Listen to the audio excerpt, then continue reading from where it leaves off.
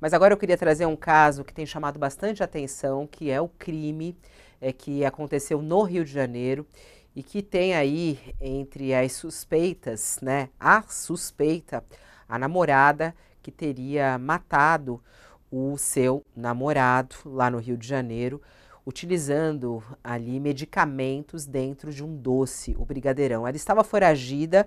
A novidade desse caso é que ela se entregou à polícia, a Júlia Andrade, que é suspeita de ter matado o namorado com esse doce, se entregou ontem à Polícia Civil do Rio de Janeiro. A mulher chegou a prestar um primeiro depoimento no dia 22 de maio, que é esse que a gente está vendo aí, após o corpo do empresário ter sido encontrado, e na ocasião ela falou da relação entre eles e em vários momentos ela sorria ali, como a gente está vendo aí nas imagens. Bom, ela se entregou ontem acompanhada da advogada, e a advogada, inclusive, mandou aqui uma nota falando a respeito do caso da Júlia Andrade. A gente vai ler aqui um trecho dessa nota. Diz que a defesa técnica dela agradece, né, gostaria de externar os sinceros e mais puros sentimentos aos familiares e amigos das vítimas, o que torna esse caso extremamente delicado, pois estamos diante da vida, o bem maior existente. Porém, como advogada, não é o meu papel julgar os atos praticados pelos meus clientes nas mais diversas áreas do saber, independentemente de condição social, credo, etnia ou gênero, pois como uma visão de garantir o devido processo legal, assegurando à senhora Júlia o direito à ampla defesa e ao contraditório, até chegarmos a uma condenação ou uma absolvição, sendo estas consequências de diversos fatores. Aqui a advogada da Júlia agradece também e esclarece, como defesa técnica da acusada, que somente na noite de terça-feira fora disponibilizado pelo delegado titular o download digital contendo a íntegra de todas as peças produzidas, né, e somente depois disso, né, que ela acabou sendo, procurando a polícia. E aí diz que, portanto, neste momento não poderemos colaborar com a elucidação das inúmeras dúvidas existentes sobre o presente caso envolvendo a nossa cliente, onde reconhecemos o valor da imprensa e de seus profissionais que ficam inúmeras horas desempenhando o seu labor com um fito de noticiar, esclarecer e informar a sociedade. Gostaria de reafirmar que estamos diante de um caso muito delicado, além do fato de que não houve tempo hábil para que a defesa técnica pudesse ser esclarecida acerca das mesmas dúvidas que a sociedade e a imprensa têm neste momento e que estão questionando. E imagina aqui, imaginamos que, embora ela seja uma psicóloga, tal fato não exclui que a mesma possa manifestar um transtorno mental. É aqui o que a advogada coloca. E diz aqui, inclusive, desse questionamento que a imprensa faz, que a sociedade faz, em relação ao que levou uma psicóloga como ela, que exercia sua profissão de bons antecedentes, primária, com uma família estruturada, a se colocar numa posição tão difícil e complicada. A advogada da Júlia, que é acusada de ter cometido esse crime, diz ainda que outro aspecto que merece muito respeito e um olhar mais apurado é a questão da religiosidade, pois uma das partes envolvidas no presente caso se trata de uma orientadora e conselheira espiritual de uma determinada denominação religiosa.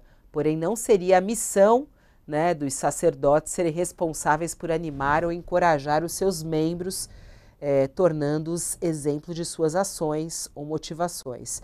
Aí diz aqui que precisamos entender que foram os 11 anos existentes dessa relação de aconselhamento e orientação religiosa, fundamentada na monetização financeira e também no medo, ela questiona aqui. Esperamos também encontrar respostas nas provas técnicas que serão produzidas com a quebra de dados telemáticos, telefônicos e de sigilo bancário dos envolvidos. Não é, em hipótese alguma, o objetivo de manchar a imagem ou desacreditar a fé e as inúmeras religiões existentes, mas sim de chamar a atenção de todos que o elo de ligação entre o sagrado e o ser humano é um ser humano passível de interpretar e colocar as suas necessidades em primeiro lugar, passível de erro, sem falar em questões de cunho financeiro.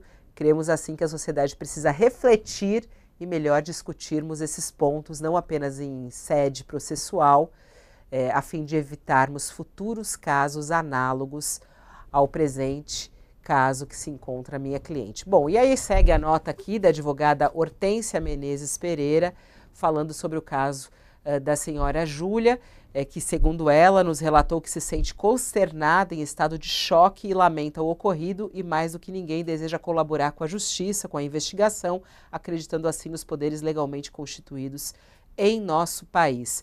E falando aqui que eles estão, inclusive, colaborando com as investigações.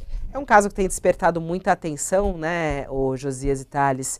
É claro que quem somos nós aqui para comentarmos a respeito disso, mas é preciso, inclusive, ter investigação sobre isso, e chamam a atenção o fato de ela ter ido prestar depoimento, ter sido liberada, e agora ela se entrega à polícia, né, Josias? É verdade. Como disse a advogada, aliás, disse muito bem, todo mundo, todo acusado merece uma defesa técnica e é o que a advogada está tentando fazer, né?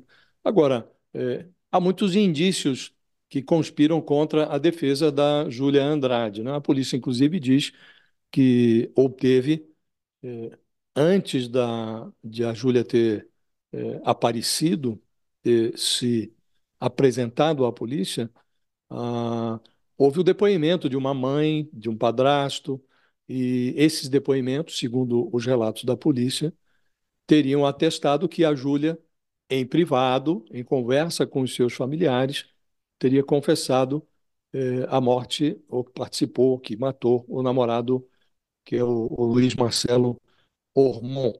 Evidentemente, tudo isso precisa ser submetido a uma investigação muito criteriosa, mas, como disse, os elementos são muito contrários à linha de defesa da Júlia, né? Porque há esses familiares depondo, há a personagem que, inclusive, ouvimos aqui ontem, o advogado dela, a Suiane Brechak, que é, tem origem cigana, que prestaria serviços de consultoria sentimental, espiritual, a Júlia, e a Júlia teria acumulado com ela uma dívida, a meu juízo, inusual para esse tipo de serviço espiritual, coisa de R$ 600 mil.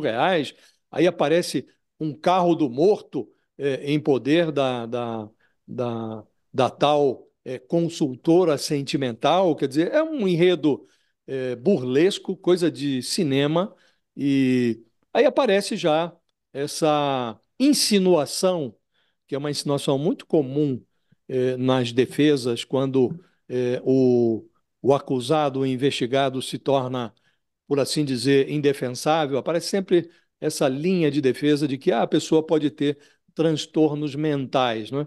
Então, não é fácil, não é simples o trabalho da advogada, mas, como disse na sua nota, todo acusado merece uma defesa técnica. Ela tentará fazer essa defesa técnica e o que se espera, Fabiola, é que a polícia faça o seu trabalho sem pré-julgamentos, né?